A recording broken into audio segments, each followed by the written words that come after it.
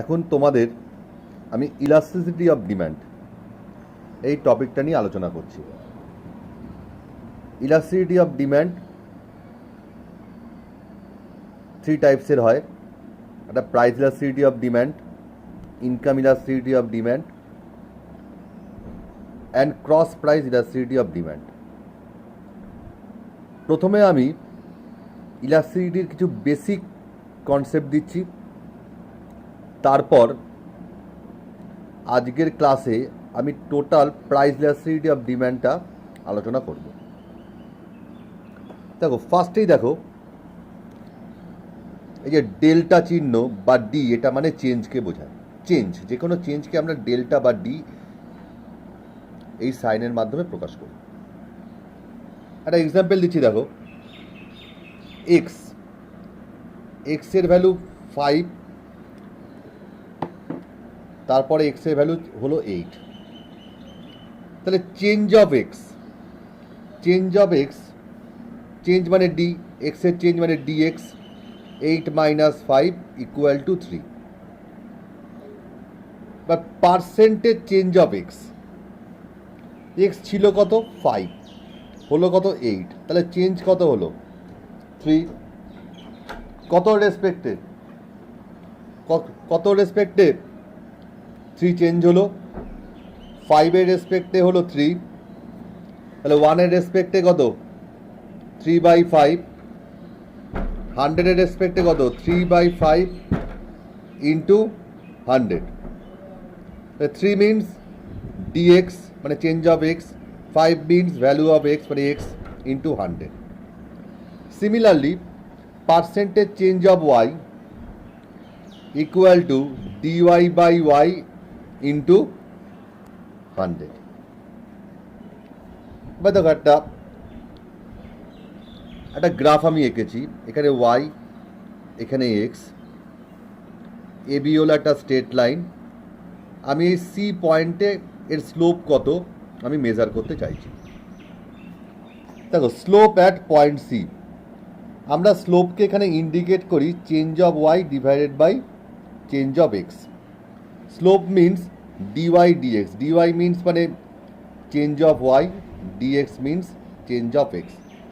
অর্থাৎ আমরা vertical slope মানে আমরা ভার্টিক্যাল অ্যাক্সিসে যাকে মেজার করেছি তার চেঞ্জ, আর হরাইজন্টাল অ্যাক্সিসে যাকে মেজার করেছি তার চেঞ্জ, এর রেশিও। তাহলে that is slope means dy dx equal to perpendicular by base. এখানে এই ট্রায়াঙ্গেলটার সিআরবি ট্রায়াঙ্গেলের পারপেন্ডিকুলার হলো সিআর আর বেস হলো আরবি, অর্থাৎ স্লোপ ইকুয়াল টু CR/RB। এটা হলো একটা ইলাস্টিসিটির বেসিক কনসেপ্ট। এই কনসেপ্টটাকে কাজে লাগিয়ে আমি প্রাইস ইলাস্টিসিটি অফ ডিম্যান্ডটা আমি বোঝাচ্ছি।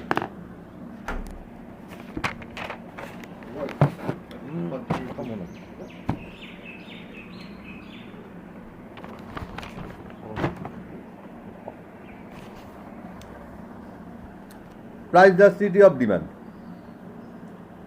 যেটাকে আমরা ইপি দ্বারা ইন্ডিকেট করি, E for elasticity, P for price. Price elasticity of demand E P. ইপির ফর্মুলাটা কি? E P equal to percentage change of demand ব্র্যাকেটে X divide by percentage change of price ব্র্যাকেটে পি। একটা নোট করো, দেখো এখানে একটা মাইনাস সাইন রেখেছি। মাইনাস সাইনটা এই কারণেই রেখেছি কারণ প্রাইস আর ডিম্যান্ড দুটো অপোজিট দিকে মুভ করে। প্রাইস আর ডিম্যান্ড যেহেতু অপোজিট দিকে মুভ করে, তাহলে এই রেজাল্টটা অলওয়েজ নেগেটিভ। সেই জন্য সামনে মাইনাস রাখার অর্থ হলো এটাকে, এই রেজাল্টটাকে পজিটিভ করব, সেই জন্যই সামনে এই মাইনাস সাইনটা রাখলাম। এই মাইনাস সাইনটা সামনে রাখার এটাই হলো এর সিগনিফিকেন্স বা তাৎপর্য। কারণ প্রাইস আর ডিম্যান্ড অপোজিট দিকে মুভ করে, সেই জন্য রেজাল্টটা অলওয়েজ নেগেটিভ আসবে। সেই নেগেটিভটাকে পজিটিভ করার জন্য, পজিটিভ রেজাল্ট পাওয়ার জন্য আমরা মাইনাস লিখব। তাহলে আগে দেখো মাইনাসই রইল। তাহলে পার্সেন্টেজ চেঞ্জ ইন ডিম্যান্ড, ডিম্যান্ডকে আমরা যেহেতু এক্স দ্বারা ইন্ডিকেট করেছি, পার্সেন্টেজ চেঞ্জ ইন ডিম্যান্ড কী হবে dx/x ইন্টু 100। আর প্রাইসকে যেহেতু আমরা পি দ্বারা ইন্ডিকেট করেছি, তাহলে percentage change in price dp by p into 100, তাহলে 100 ক্রস হয়ে গেল। এটা আমরা পেলাম কত, ইপি ইকুয়াল টু পেলাম dx dp into p by x. এটা হলো পার্সেন্টেজ মেথড, এটা হলো পার্সেন্টেজ মেথডে ইলাস্ট্রিটি ক্যালকুলেশন করা। প্রাইস ইলাস্ট্রিটি ক্যালকুলেশন পার্সেন্টেজ মেথডেও করা যায়, টোটাল এক্সপেন্ডিচার মেথডেও করা যায় এবং গ্রাফিক্যাল মেথডেও করা যায়।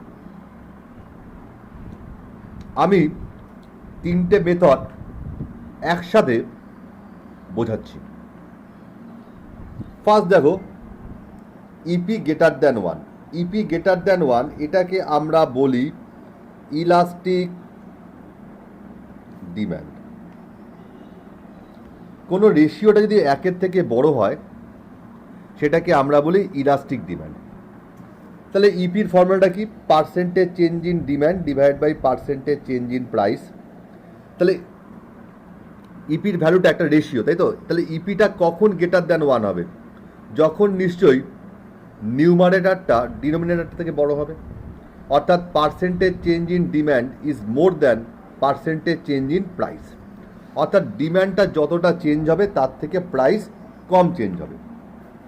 এর রেসপেক্টে তুমি দেখো যে ডিম্যান্ড কার্ভ যেটা আমি ড্র করেছি, ডি1 বলে যে ডিম্যান্ড কার্ভটা আমি ড্র করেছি সেটাকে একটু দেখো ফ্ল্যাটার করেছি, একটু হরাইজন্টাল অ্যাক্সিসের দিকে একটু ফ্ল্যাটার করেছি। তাহলে তুমি দেখো প্রাইসটা দেখো এ পয়েন্টের রেসপেক্টে প্রাইস ছিল P1, ডিম্যান্ড ছিল X1। প্রাইসটা দেখো এতটা ফল করেছে, তার থেকে তুমি দেখো এই P2 প্রাইসের এগেনস্টে আমার ডিম্যান্ডটা কিন্তু আরও বেশি বেড়েছে, অর্থাৎ এখানে change in percentage change in ডিম্যান্ডটা বেশি আর পার্সেন্টেজ চেঞ্জ ইন প্রাইসটা এখানে কম। এবার এটা যদি আমি টোটাল এক্সপেন্ডিচার মেথডে বোঝাতে যাই, টোটাল এক্সপেন্ডিচার বলতে বোঝাচ্ছে প্রাইস ইনটু আউটপুট বা কোয়ান্টিটি। আমি যদি 10 টাকা দামে 5টা জিনিস কিনি তাহলে টোটাল এক্সপেন্ডিচার হচ্ছে 10 × 5 ইকুয়াল টু 50। তাহলে তুমি দেখো এখানে এ পয়েন্টের রেসপেক্টে, এখানে এ পয়েন্টের রেসপেক্টে টোটাল এক্সপেন্ডিচার কত, এ পয়েন্টের প্রাইস কত OP1, এ পয়েন্টের কোয়ান্টিটি কত OX1। তাহলে এইটা ইন্টু এইটা, তাহলে area of this rectangle, area of this at price P1, output is X1, so total expenditure OP1 into OX1, that is area of the rectangle OP1 AX1। যখন প্রাইসটা P2 হবে, কমে গিয়ে যখন P2 হলো তখন টোটাল এক্সপেন্ডিচার কত OP2 AX2। Obviously প্রথম যে রেক্ট্যাঙ্গেলটা OP1 AX1 এর থেকে OP2 AX2 এই রেক্ট্যাঙ্গেলের এরিয়াটা বেশি, অর্থাৎ এখানে বুঝতে পারছি যে প্রাইসটা কমে যাওয়াতে টোটাল এক্সপেন্ডিচারটা বেড়েছে, প্রাইস কমে যাওয়াতে টোটাল এক্সপেন্ডিচার বেড়েছে। অর্থাৎ প্রাইস কমলে টোটাল এক্সপেন্ডিচার বাড়ছে, প্রাইস আর টোটাল এক্সপেন্ডিচার অপোজিট দিকে মুভ করছে, সেক্ষেত্রে হবে ইপি গ্রেটার দ্যান 1 অর্থাৎ ইলাস্টিক। আবার বলছি, যদি প্রাইস আর টোটাল এক্সপেন্ডিচার যদি অপোজিট দিকে মুভ করে তাহলে ইপি গ্রেটার দ্যান 1 অর্থাৎ ইলাস্টিক ডিম্যান্ড। পরের ছবিতে দেখো ডিম্যান্ড কার্ভটা একটু স্টিপার করে এঁকেছি। তা স্টিপার হওয়ার অর্থ হলো আমার প্রাইসের যতটা চেঞ্জ হবে তার থেকে ডিম্যান্ডের কম চেঞ্জ হবে। এর ফলে কী হবে, রেশিওটা আমার লেস দ্যান 1 আসবে।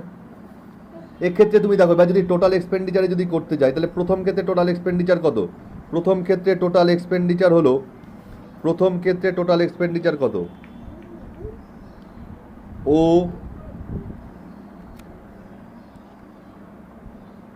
P1 A1 X1।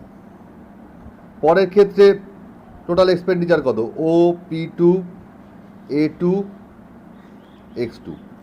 অবভিয়াসলি দেখো প্রথম যে P1 প্রাইসের এগেনস্টে যে P1 প্রাইসের এগেনস্টে আমার যে P1 প্রাইসের এগেনস্টে যে এরিয়াটা পেয়েছি টোটাল এক্সপেন্ডিচার অর্থাৎ ও P1 AX1 A1 X1, এই রেক্ট্যাঙ্গেলের যে এরিয়াটা সেটা ও P2 AX2 এই রেক্ট্যাঙ্গেলের এরিয়ার থেকে বড়।